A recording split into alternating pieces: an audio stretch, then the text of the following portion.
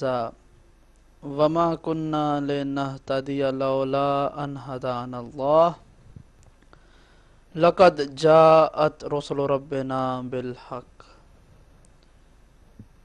الصلاة والسلام على أشرف الأنبياء والمرسلين حبيب إله العالمين أبي القاسم محمد صلى الله عليه وعلى آله الطيبين الطاهرين المعصومين واللعنة الدائمة على أعدائهم أجمعين من يوم عداوتهم إلى قيام يوم الدين أما بعد فقد قال حق سبحانه وتعالى في كلامه الأعلى بسم الله الرحمن الرحيم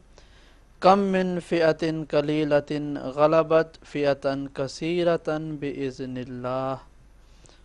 واللہ مع الصابرین صدق اللہ العلی العظیم۔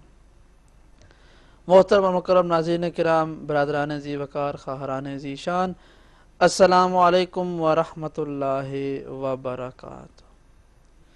Programme reply to truth behind Karbala کے 11ویں حصے میں آپ کا خیر مقدم ہے۔ میں آپ کی خدمت میں آپ کا میزبان ہاشم رضا قدیری اس پروگرام میں حاضر ہوں۔ آج بھی پچھلے پروگرامز کی طرح ہماری گفتگو آگے بڑھے گی اس تاریخی پس منظر کے حوالے سے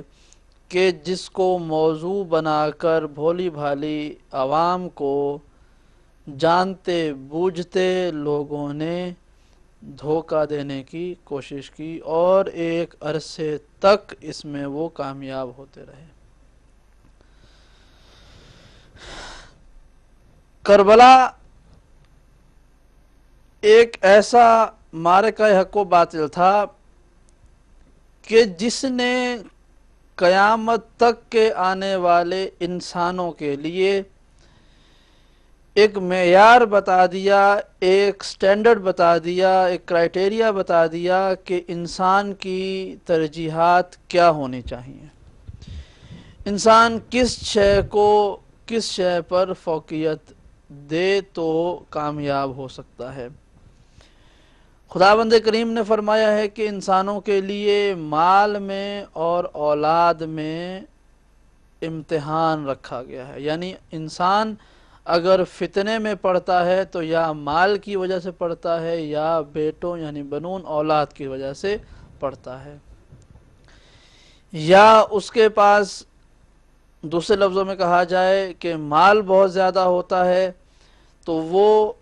اپنے آپے سے باہر ہو جاتا ہے، یا اس کے پاس طاقت لشکر اولاد زیادہ ہو تو وہ اس کے تکبر میں آ جاتا ہے۔ اور ان دو چیزوں کی زیادتی کی وجہ سے، یعنی مال اور اولاد کے زیادہ ہونے کی وجہ سے، انسان اپنے سامنے والے کو، مقابل والے کو اپنے سے کمتر سمجھتا ہے۔ یعنی اس انسان کے لیے کہ جس کے پاس مال بہت زیادہ ہے اور سامنے والے کے پاس مال کم ہو، تو وہ انسان اپنے آپ کو دوسرے سے افضل اور بہتر سمجھنا شروع کر دیتا ہے، اس لیے کہ مال زیادہ ہے۔ اور یہی بات جو ہے وہ طاقت کی، فوج کی حوالے سے بھی ہے کہ جس کے پاس طاقت زیادہ ہو ظاہر طور پر وہ سمجھتا ہے کہ میرے پاس طاقت ہے، میں اپنی ہر بات دوسرے سے منوا لوں گا، اس لیے وہ سامنے والے کی نہ عزت کرتا ہے نہ اس کی کوئی حیثیت ہوتی ہے، وہ اپنے آپ کو اس سے بہتر سمجھتا ہے کیونکہ وہ مالی طور پر کمزور ہوتا ہے اور طاقت کے حوالے سے وہ کم ہوتا ہے۔ اور تاریخ نے دیکھا کہ عام طور پر ہوتا یہی آیا ہے کہ جس کے پاس کثرت ہوتی ہے وہ قلت والے کو دبا دیتا ہے۔ یہ دنیا نے دیکھا ہے کہ جس کے پاس 10,000 کا لشکر ہو وہ 100 کے لشکر کو جا کے مار دیتا ہے، اور نیچرلی یہ ہونا بھی چاہیے، چونکہ وہ 100 کب تک اور کس کس سے لڑیں گے۔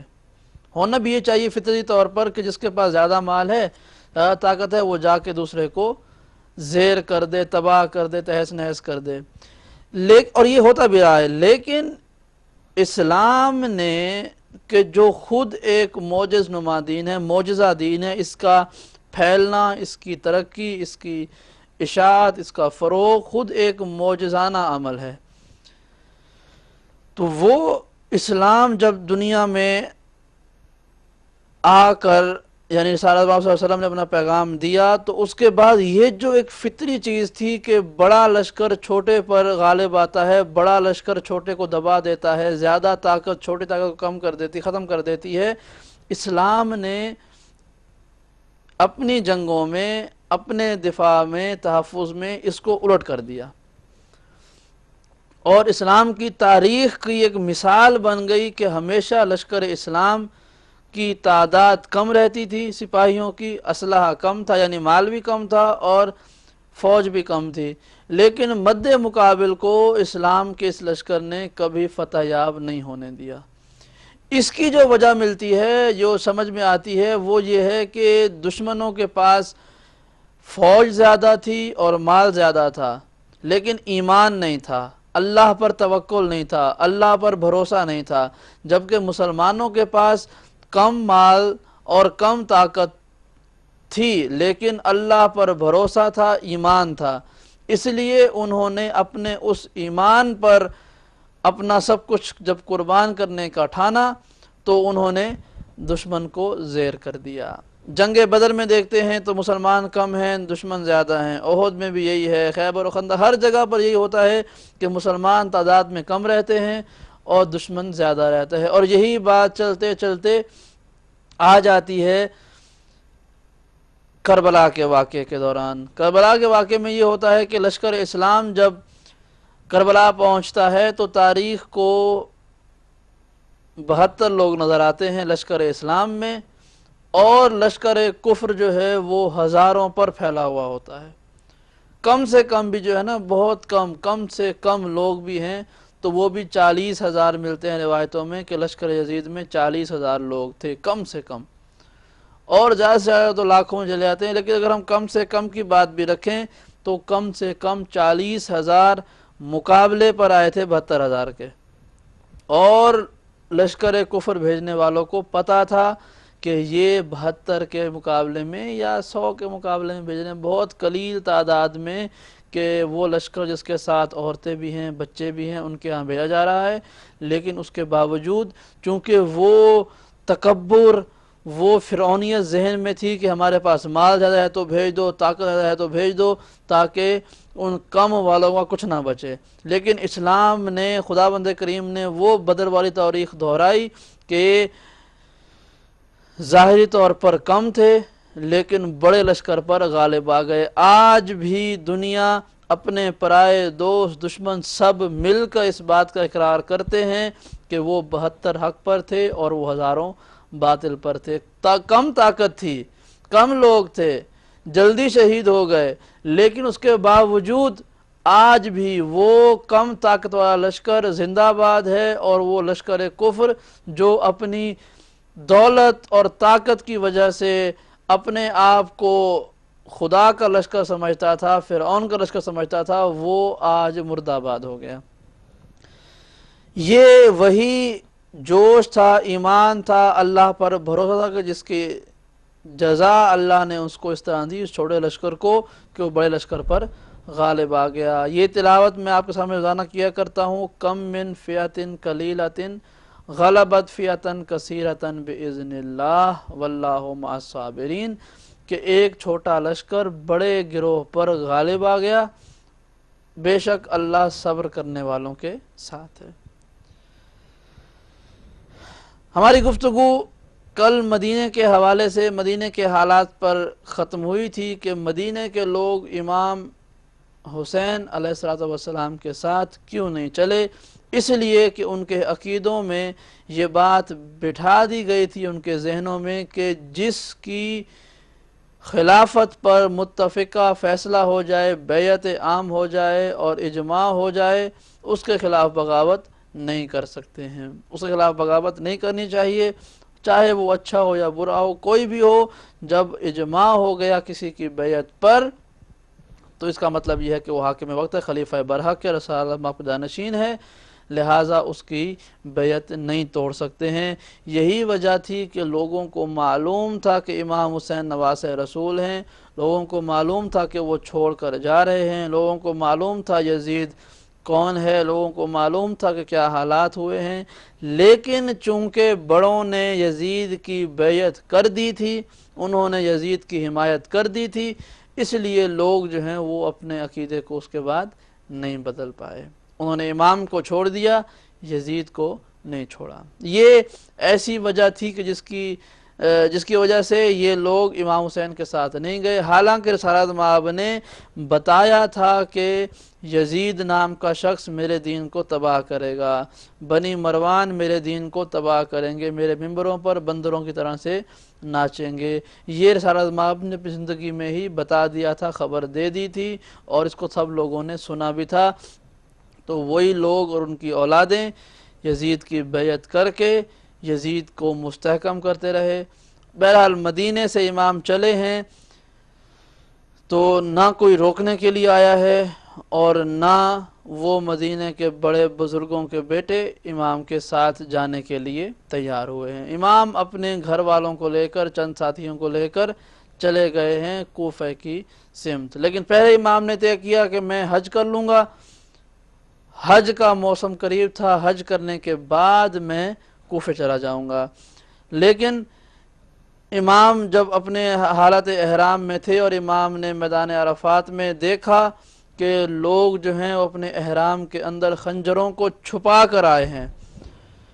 تو امام نے کہا کہ احرام کی حالت میں کعبے کے آس پاس خون ریزی ہرگز مناسب نہیں ہے۔ تو امام نے اپنے حج کو عمرے میں تبدیل کیا اور امام وہاں سے چلے گئے کوفہ کی سمت، یعنی میدان عرفہ سے امام نے اپنے احرام کو اتارا، حج کو عمرے کی نیت میں تبدیل کیا، اور اس کے بعد امام چلے گئے۔ لوگوں نے کہا، بعض روایتوں میں، برادران اہل سنت کی معتبر کتب کی بعض روایتوں میں ملتا ہے کہ امام حسین سے بعض لوگوں نے کہا کہ آپ یزید کے ساتھ کوئی معاملہ طے کر لیں، یزید کو یعنی اگر عام اگر ٹیبل ٹاک پر لیں، کچھ بات کر لیں اس سے، اس کو سمجھا لیں، یا آپ مدینے میں رہ جائیں، کچھ معاملات آسان ہو جائیں گے۔ تو امام نے وہاں پر یزید کے ارادے بتائے تھے۔ امام نے فرمایا تھا کہ با خدا یہ لوگ مجھے قتل کرنا چاہتے ہیں، ان کا مقصد بیعت تو بہانہ ہے، میں بیعت بھی کر لوں، خدا نخواستہ، یہ لفظ میرے ہیں، یہ امام کے لفظ نہیں ہے، میں یہ بین القوسین بتا رہا ہوں۔ امام نے فرمایا کہ یہ بیعت ایک بہانہ ہے، اصل میں یہ لوگ مجھے قتل کرنا چاہتے ہیں۔ اگر میں امام نے مثال دی کہ چونٹی کا جو سوراخ ہوتا ہے، جو جس میں وہ رہتی ہے زمین کے اندر، جس کے اندر اس کے گھر ہوتے ہیں، چونٹی کا جو گھر ہوتا ہے، کہا کہ اگر میں اس کے اندر بھی چلا جاؤں تو یہ لوگ وہاں بھی میرا پیچھا کریں گے اور مجھے قتل کریں گے، چونکہ میں ان کے ارادوں سے واقف ہوں۔ یعنی یہ بیعت تو ایک بہانہ تھا، اصل میں یزید کو جو معاویہ ابن ہندہ نے پٹی پڑھائی تھی، جو سبق پڑھایا تھا، وہ یہ پڑھایا تھا کہ تمہارے آباء و اجداد کو علی کے ہاتھوں موت ملی تھی، علی نے مارا تھا تمہارے آباء و اجداد کو، تم نے علی کی اولاد سے بدلہ لینا ہے۔ جو بدلہ معاویہ لے سکا اس نے وہ کیا، امام علی کو شہید کروا دیا، امام حسن کو شہید کروا دیا۔ اب حضرت علی کی اولاد باقی تھی تو اس نے وہ اپنی اولاد کے ذمہ لگا دیا، یزید جیسے ہونہار بیٹے کو کہہ دیا کہ تم امام علی کی اولاد کو شہید کرنا، کوئی کمی اس کے اندر نہ رکھنا۔ تو یزید نے یہی کیا، بیعت کا بہانہ کیا، اور اس کے بعد امام کو شہید کرنے کے لیے لشکر بھیج دیا تھا۔ بعض لوگ کہتے ہیں کہ بیعت سے فلاں کے بچوں نے بھی انکار کر دیا تھا، بیعت نہیں کی تھی۔ تو پھر میرا سوال یہ ہے کہ اگر اوروں نے بھی یزید کی بیعت نہیں کی تھی تو پھر تنہا علی کے بیٹے پر ہی کیوں فوج بھیجی گئی؟ اوروں کو کیوں نہیں قتل کروانے کے لیے فوج بھیجی گئی؟ اور لوگ جو ہیں وہ کیوں مدینے کے باقی لوگوں پر، بڑے بڑے بزرگوں کے بیٹوں پر کیوں نہیں فوجیں بھیجی گئیں؟ لوگ کہتے ہیں کہ یہ بعد کی یزید کی بیعت کی ہے، لوگوں نے پہلے یزید کی بیعت نہیں کی تھی، پہلے وہ خاموش تھے۔ مثلا عبداللہ ابن عمر، انہوں نے یزید کی بیعت کربلا کے واقعے کے بعد کی تھی، کہ یزید نے جو ہے امام حسین کو شہید کرا دیا، کہیں ایسا نہ ہو کہ انہیں بھی شہید کروا دے، انہیں بھی مروا دے، لہذا انہوں نے بیعت کر لی۔ تو اب میرا سوال یہ ہے کہ اگر یہ بیعت کربلا کے واقعے کے بعد ہوئی تھی تو حضرت امام حسین چوتھے خلیفہ کے بیٹے ہیں، حضرت عبداللہ دوسرے خلیفہ کے بیٹے ہیں، تو عبداللہ کا نمبر پہلے آنا چاہیے تھا۔ کربلا کے جنگ سے پہلے عبداللہ کی باری آتی، ان پر فوج بھیجی جاتی، ان پر لشکر بھیجا جاتا۔ اس کا مطلب یہ ہے کہ انہوں نے کربلا کے واقعے سے پہلے یزید سے ہاتھ ملا لیا تھا، یزید کی بیعت انہوں نے پہلے کر لی تھی۔ اب لوگ کہتے ہیں کہ وہ فتنے کو روکنے کے لیے تھی، وہ فساد سے بچنے کے لیے تھی، یہ سب تعویلیں ہیں، ورنہ فتنے سے روکنے کو وہ عبداللہ ابن عمر کہ جو صحیح بخاری کی روایتوں میں رسالت مآب کے بارے میں روایتیں کرتے ہوئے نہیں تھکتے کہ میں نے رسول خدا کو دیکھا تھا، یا ان سے روایتیں آتی ہیں عبداللہ ابن عمر سے کہ رسالت مآب اس طرح سے طہارت کرتے تھے، فلاں کرتے تھے، یہ باتیں عبداللہ ابن عمر مدینے میں بیٹھ کے بتا سکتے ہیں، لیکن اپنے دوستوں کے حلقے میں اپنے بیٹوں کے ساتھ ان کی حفاظت میں کھڑے ہو کر وہ یہ کیوں نہیں بتا سکے کہ یزید کی بیعت میں فتنے سے بچنے کے لیے کر رہا ہوں، بلکہ انہوں نے کہا کہ یزید کی بیعت ایسے ہے جیسے اللہ اور رسول کی بیعت ہے۔ صحیح بخاری کتاب الفتن میں حدیث نمبر 228 جلد نمبر 9، یہ 227، یہ بڑی مشہور حدیث ہے، میں نے کئی دفعہ اس کو آپ کو دکھایا بھی ہے اور سنایا بھی ہے۔ تو وہ جو واقعہ کربلا کے بعد کی جو بیعت کا کہا جاتا ہے وہ جھوٹ ہے، حالات اس کو ہرگز کنفرم نہیں کرتے ہیں۔ یزید کی بیعت انہوں نے نہ فتنے سے روکنے کے لیے کی اور نہ انہوں نے کربلا کے بعد کی، بلکہ واقع کربلا سے پہلے کی اور اس کو اللہ اور رسول کی بیعت سمجھ کے کی، اسی لیے ان پر کوئی مشکل نہیں آئی۔ اور جس نے یزید کو للکار دیا تھا، یزید کی بیعت کرنے سے انکار کر دیا تھا اور کہہ دیا تھا کہ مجھ جیسا شخص اس جیسے شخص کی بیعت نہیں کر سکتا، تو اس پر فوج بھیجی گئی۔ جو یزید کو اللہ جیسا سمجھے، رسول کی بیعت جیسا سمجھے، تو اس کے لیے کیا مشکل تھی، اس کے لیے فوج نہیں آئی۔ بہرحال مدینے کے چیپٹر کو یہاں پر روکتے ہیں۔ مدینے کے حالات کے مطابق واضح ہو گیا کہ مدنی لوگ، وہ جو مدینے کے چاہنے والے تھے، وہ سب یزید کی بیعت کر چکے تھے، جس طرح سے انہوں نے پہلے خلفاء کی بیعتیں کی تھیں۔ جیسے انہوں نے پچھلے خلفاء کی بیعتیں کی تھیں، اسی طرح سے انہوں نے یزید کی بیعت بھی کر لی، اس میں انہیں کوئی مشکل نہیں آئی۔ جس طرح سے انہوں نے ابو بکر کی خلافت کا ساتھ دیا، عمر کا ساتھ دیا، عثمان کا ساتھ دیا، علی کا ساتھ دیا، معاویہ کا ساتھ دیا، اس لیے کہ وہ خلیفہ بن گئے تھے، یزید کا بھی ساتھ دیا کہ یزید بھی ان میں سے ایک خلیفہ ہے۔ یہ بات کہ لوگوں نے بادشاہت اور خلافت اور ملوکیت اور ولی عہدی اور ان چکروں میں ڈال دیا، مدینے کے لوگوں نے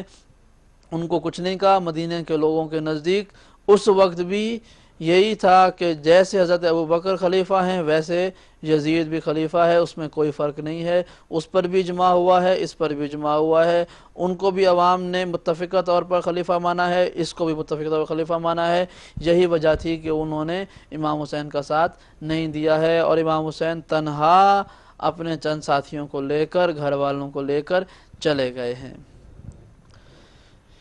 یہ مدینے کے اب چلتے ہیں ذرا کوفے کی طرف۔ کوفے ایک بات کنفرم ہو گئی کہ مدینے کے لوگ وہ تھے۔ پہلی بات یہاں پر ایک پوائنٹ بنا کر ہم آگے چلتے ہیں کہ پہلی بات یہ ہے کہ مدینے کے لوگ وہ تھے کہ جو حضرت ابو بکر کو پہلا خلیفہ مانتے تھے، حضرت عمر کو دوسرا، حضرت عثمان کو تیسرا، حضرت علی کو چوتھا خلیفہ مانتے تھے۔ اس کے بعد آپ کی خلافت کے بعد امام حسن کی بیعت کی، اس کے بعد جو ہے وہ ان کی بیعت کے بعد معاویہ کی بیعت کی، اور پھر یزید کو انہوں نے چھٹا خلیفہ مانا۔ یعنی یہ مدینے کے لوگوں کا عقیدہ تھا کہ پہلے خلافت ابوبکر کے پاس ہے اور چھٹے خلیفہ یزید صاحب ہیں، تو یزید جو ہے وہ چھٹا خلیفہ تھا۔ یہ اہل مدینہ کا عقیدہ تھا۔ اب یہ دیکھ لیا کہ مدینے میں کون لوگ تھے۔ مدینے کے وہ لوگ جو یزید کو چھٹا مانتے تھے، حضرت ابوبکر کو پہلا مانتے تھے۔ تو یہ عقیدہ آج کس کے پاس ہے؟ یہ عقیدہ آج کے شیعہ حضرات کا نہیں ہے۔ شیعہ حضرات حضرت علی کو پہلا امام مانتے ہیں، حضرت ابوبکر کی خلافت پر ان کا ایمان نہیں ہے، لہٰذا اور نہ یزید کے وہ خلیفہ مانتے ہیں۔ یہ عقیدہ جو حضرت ابوبکر کی پہلی خلافت کا ہے اور یزید کی چھٹی خلافت کا ہے، وہ آج وہ گروہ ہے کہ جس کو اہل سنت کہا جاتا ہے۔ یزید کے بارے میں کوشچن مارک ہے وہ ایک الگ ایشو ہے، لیکن کتب میں ان کے عقیدے میں یہ بات پائی جاتی ہے، وہاں آج اس کو وہ ڈکلیئر کر دیں ود آل ڈیو رسپیکٹ، آج وہ ڈکلیئر کر دیں کہ یزید کو ہم نہیں مانتے، یہ اب کی بات ہے، اس کے حوالے سے وہ خود اپنا فیصلہ کر سکتے ہیں، لیکن کتابوں نے اور اس وقت کے خلافت راشدہ کے قائل لوگوں نے یزید کو چھٹا مانا تھا، وہی لوگ کہ جو حضرت ابوبکر کو پہلا مانتے ہیں وہ یزید کو چھٹا مانتے ہیں، تو یہ وہ لوگ جو امام کے ساتھ نہیں گئے۔ اب امام کے ساتھ جو گئے ہیں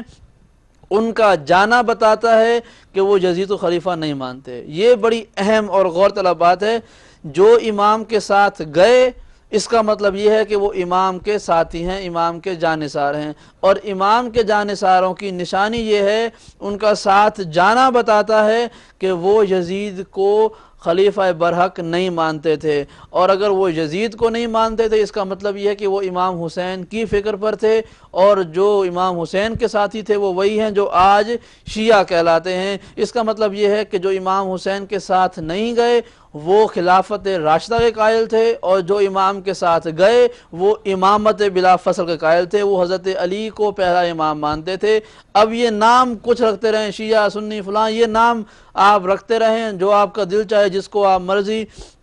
شیعہ کہیں، سنی کہیں، رافضی کہیں، اس سے کوئی فرق نہیں پڑتا ہے، نام یہ کہنے کی باتیں ہوتی ہیں، اصل عقیدہ ہوتا ہے۔ تاریخ یہ بتاتی ہے امام کو امام ماننے والا، امام حسین کی امامت پر ان کی بیعت کرنے والا، ان کی اطاعت و فرمانبرداری کرنے والا وہ تھا کہ جو امام حسین کے والد کو پہلا امام مانتے تھے۔ خلافت چونکہ حکومت وقت تھی، وہ ظاہری حکومت تھی، اس لیے ان کے اوپر بحث نہیں ہے۔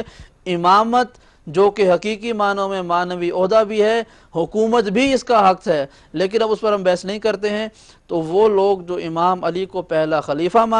امام مانتے تھے اور امام حسین کو تیسرا امام مانتے تھے، وہ لوگ گئے ہیں امام حسین کے ساتھ، اور جو حضرت علی کو چوتھا خلیفہ مانتے تھے، حضرت ابوبکر کو پہلا خلیفہ مانتے تھے، وہ لوگ امام حسین کے ساتھ نہیں گئے ہیں، کیونکہ ان کے یہاں خلافت کا عقیدہ ہے، امامت کا عقیدہ نہیں تھا۔ ان کے نزدیک جو کرسی پر آ جائے بس وہی حق ہے، لہٰذا یزید کی کرسی پر دیکھ کر انہوں نے اس کو بھی حق مان لیا۔ امامت کے عقیدے میں حق ہے حکومت بھی امام کا، یعنی ظاہری حکومت بھی امام کی ہونی چاہیے، لیکن یہ شرط امامت نہیں ہے۔ ہم کسی کو اس لیے امام مانتے ہیں کہ وہ بادشاہ بن گیا تھا، حاکم بن گیا تھا، یہ ہمارے عقیدے میں نہیں ہے، اور نہ ہی ہم کسی کی امامت کو جھٹلاتے ہیں اس لیے کہ حکومت نہیں ملی، یہ عقیدہ ہمارے یہاں نہیں ہے۔ یہ عقیدہ خلافت اور امامت میں فرق ہے۔ خلیفہ وقت کی نشانی یہ ہے اہل سنت کے عقیدوں میں کہ وہ حاکم وقت ہونا چاہیے، جو حاکم وقت ہے، حکومت کا سربراہ ہے، وہ خلیفہ ہوتا ہے، جو حاکم نہیں ہے وہ خلیفہ نہیں ہو سکتا۔ اہل تشیع کے نزدیک، شیعہ حضرات کے نزدیک حکومت شرط نہیں ہے، ہونی چاہیے امام کے پاس، لیکن اگر نہیں آئی ہے تو اس کا مطلب ہرگز یہ نہیں ہے کہ وہ شخص امام نہیں ہے۔ مثال کے طور پر حکومت کرنا انبیاء کا حق ہے، نبی کائنات میں اپنے زمانے میں سب سے افضل ہوتا تھا، نبی کا حق تھا کہ وہ حکومت کا سربراہ بھی ہو، لیکن ہم دیکھتے ہیں کہ چند گنتی کے انبیاء نام لیتے ہیں، ان کے علاوہ کسی نبی کو حکومت نہیں ملی ہے۔ اس کا مطلب ہرگز یہ نہیں کہ ان کی نبوت نہیں تھی، وہ نبوت کا منصب، معنوی منصب ان کے پاس رہا، حکومت ملتی تو اور تقویت ملتی پیغام کو پہنچانے میں، لیکن حکومت اگر نہیں بھی ملی تو بھی نبوت کے منصب میں کوئی فرق نہیں آیا، انبیاء نے اپنی تمام ذمہ داریاں پوری ادا کی۔ یہی نظریہ ہمارا امامت کے بارے میں بھی ہے کہ امامت، جو امام ہے امام وقت کو ہی حاکم وقت بھی ہونا چاہیے، لیکن اگر حکومت نہیں ملتی ہے تو اس کا مطلب یہ نہیں ہے کہ وہ امام نہیں رہا۔ امامت حکومت کے ساتھ مشروط نہیں ہے، کنڈیشن نہیں ہے حکومت کہ جو حکومت پہ آ جائے گا وہی امام ہوگا، ورنہ پھر یزید کو امام ماننا پڑتا، نہیں، یہ بات نہیں ہے، بلکہ عقیدہ امامت میں اور خلافت میں یہ فرق ہے۔ جو حضرت علی کو پہلا امام مانتے تھے وہ امام حسین کے ساتھ گئے، اور جو حضرت علی کو چوتھا خلیفہ مانتے تھے وہ امام حسین کے ساتھ نہیں گئے، چونکہ ان کے عقیدے میں حاکم وقت یزید تھا، امام حسین نہیں تھے۔ عقیدہ امامت والوں کے عقیدے میں حاکم وقت کی کوئی حیثیت نہیں ہے، امام وقت کی حیثیت ہے، لہذا جو امام نے کہا وہ امام کے ساتھ چلے گئے۔ اب مدینے سے امام چلے جاتے ہیں مکے کی طرف، وہاں پر امام جا کر حج کرنے کی نیت کرتے ہیں، لیکن دشمنوں کو دیکھ کر کہ خانہ خدا میں دیگر حاجیوں کے ساتھ وہ جو حاجیوں کا روپ دھار کر یزیدی آ گئے تھے قاتل،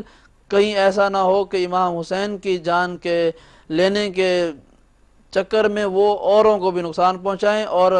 خانہ خدا کی بے حرمتی ہو اور سفید احرام خون میں تر ہو جائے۔ امام نے اپنے احرام کو کھول دیا، نیت حج کی بدل کے عمرہ کی نیت کر دی، اور اس کے بعد امام جو ہیں وہ چلے گئے ہیں کوفہ کی طرف۔ اور کوفے کے حالات کے بارے میں ہم تھوڑی سی گفتگو کرتے ہیں۔ کوفے کے حالات کیا تھے؟ کوفہ جو ہے وہ جس زمانے میں حضرت عمر خلیفہ وقت تھے، حاکم وقت تھے، بادشاہ وقت تھے، خلافت ثانیہ کا زمانہ تھا۔ سعد بن ابی وقاص نے کہا کہ چونکہ اس زمانے میں اسلامی حکومت کی سرحد کو بڑھانے کے لیے حکومت اسلامی کی جانب سے جو اس وقت کی حکومت تھی اس کو